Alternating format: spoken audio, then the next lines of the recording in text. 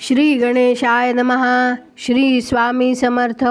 सुप्रभातम. नमस्कार. सिया ऑफिशियलवर आपले सुस्वागतम.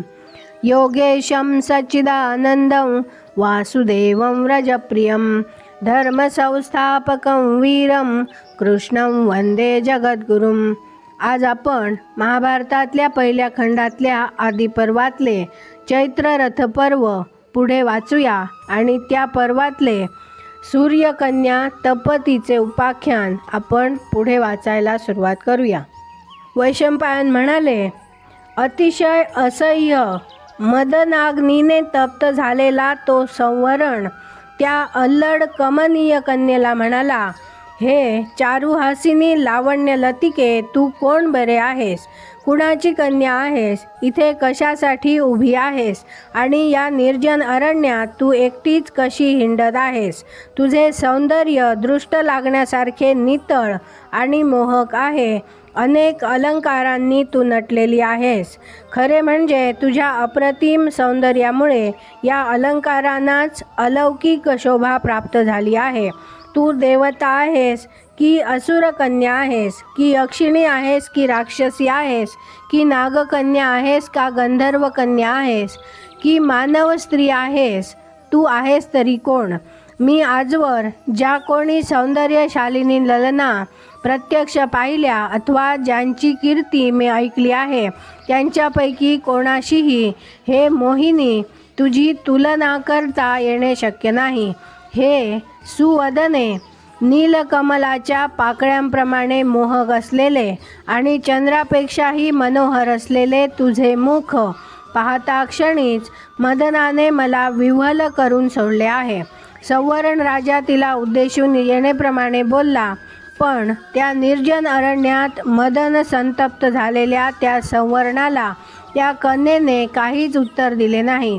संवरण पुन्हा पुन्हा तिचे आर्जवे करीत असतानाच ती मदिराक्षी मेघांप्रमाणे विद्युल्लता विलीन होऊन जावी त्याप्रमाणे पाहता पाहता विलीन होऊन गेली. एखाद्या भ्रमिष्ट माणसाप्रमाणे संवरण त्या वनात खूप भटकला, पण नीलकमलाप्रमाणे नेत्र असलेली ती कन्या मात्र त्याला कुठेही दिसली नाही. त्याने अनावर विलाप केला आणि भान हरपल्याप्रमाणे होऊन तो क्षणभर तेथेच स्तब्ध उभा राहिला. गंधर्व म्हणाला, ती कन्या अदृश्य झाल्याबरोबर शत्रुसमूहांना जमिनीवर लोळविणारा तो मदन संतप्त झालेला संवरण स्वतःच कोसळून धरणीवर पडला. तो अशा प्रकारे मूर्छित होऊन खाली पडताच पुष्ट नितंब असलेल्या त्या सुहासिनीने पुन्हा त्याला दर्शन दिले आणि कुरुवंशाची उन्नती करणाऱ्या त्या कामविव्हल राजाला ती कल्याणी तपती किंचित स्मित करून अतिशय मधुर शब्दात म्हणाले, शत्रूंचा विनाश करणाऱ्या वीरा, उठ उठ, तुझे कल्याण असो. अखिल विश्वामध्ये तू विख्यात आहेस. राजश्रेष्ठा, अशा प्रकारे मोहवश होणे तुला शोभत नाही. अशा प्रकारे मधुर शब्दात ती बोलल्यावर राजाने डोळे उघडले. तोच तीच नितंबिनी समोर उभी असलेली त्याला दिसली. मदन लालसेने सर्वांग तप्त झालेला तो राजा त्या नीलनयना तपतीला अडखळत म्हणाला, हे नीलाक्षी, तुझ्या पायात माझे प्राण घुटमळत आहे. सुंदरी, मदनाने दीन करून सोडलेल्या मजवर अनुग्रह कर. माझे प्राण आता वाचत नाहीत. कमलकोशाप्रमाणे कांती असलेल्या सुलोचने, हा मदन तुझ्या निमित्ताने आपल्या तीक्ष्ण बाणांनी मला विद्ध करीत आहे, पण अजून त्याचे समाधान कसे ते होत नाही.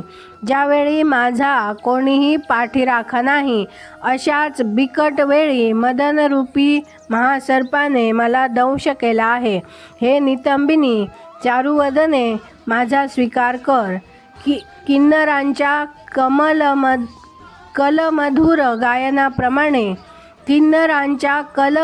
गायनाप्रमाणे मधुर बोलणाऱ्या सर्वांग सुंदरी कमलवदने, चंद्रवदने, माझे पंचप्राण आता केवळ तुझ्याच अधीन आहेत.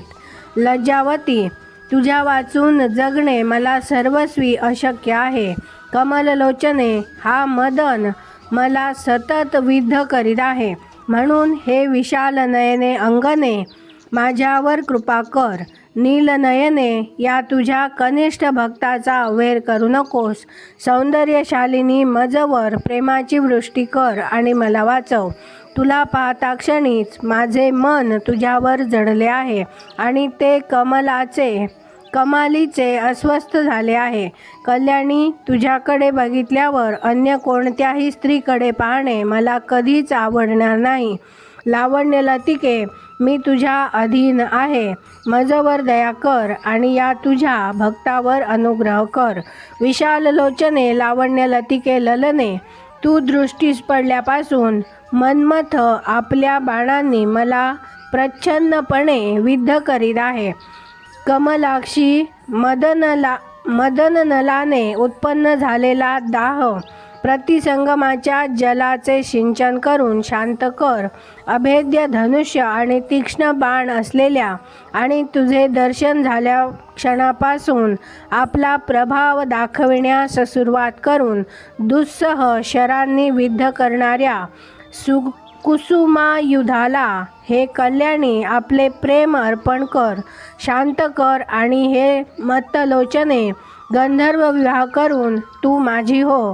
विवाहाच्या सर्व प्रकारामध्ये गंधर्व विवाह श्रेष्ठ आहे. तप्ती म्हणाली, राजा, मी माझी मालकीण नाही, मला वडील आहेत. तुझे जर माझ्यावर प्रेम असेल तर माझ्या वडिलांजवळ मला मागणी घाल. राजा, मी ज्याप्रमाणे तुझे मन जिंकून घेतले त्याचप्रमाणे तुझी व माझी दृष्टादृष्ट झाल्याबरोबर तूही माझे मन हिरावून घेतले आहेस. पण राजा, माझ्यावर माझी सत्ता नाही, मी पराधीन आहे. म्हणून तुझ्या अगदी निकट येणे मला उचित वाटत नाही. स्त्रिया स्वतंत्र नाहीत, आपल्या मर्जीप्रमाणे त्या वागू शकत नाहीत. त्रैलोक्यामध्ये ज्याचे कुळ विख्यात आहे आणि ज्याची आपल्यावर उत्कट प्रीती आहे असा पुरुष आपला पती आणि नाथ असावा असे कोणत्या कन्येला वाटणार नाही. साक्षात आदित्य म्हणजेच सूर्य हा माझा पिता आहे आणि अशा परिस्थिती असल्यामुळे तू तपाचरण कर, आत्मनिग्रह कर आणि उचित समय पाहून माझ्या पित्याला तू अभिवादन कर आणि त्याच्याजवळ मला मागणी घाल. शत्रुविनाशना, मला तुला अर्पण करण्यास जर माझा पिता तयार झाला तर मी चिरकाल तुझ्या अधीन होऊन राहीन. माझे नाव तपती असे आहे आणि सवितृकन्या म्हणजेच सूर्यकन्या सावित्रीची मी धाकटी बहीण आहे. माझा पिता सूर्य या अखिल विश्वाला प्रकाश देणारा प्रदीप आहे. आज आपण इथे थांबूया. पुढची कथा आपण उद्या वाचूया. माझ्या सिया ऑफिशियलला सबस्क्राईब केले नसेल तर कृपया आत्ताच सबस्क्राईब करा आणि दररोज महाभारत कथा ऐकण्याचा आनंद अवश्य घ्या. बाजूच्या बेलवर क्लिक करून लाईक करायला विसरू नका. शेअर करा, कमेंट करा आणि राधे राधे लिहायला विसरू नका. धन्यवाद. जय श्री कृष्ण.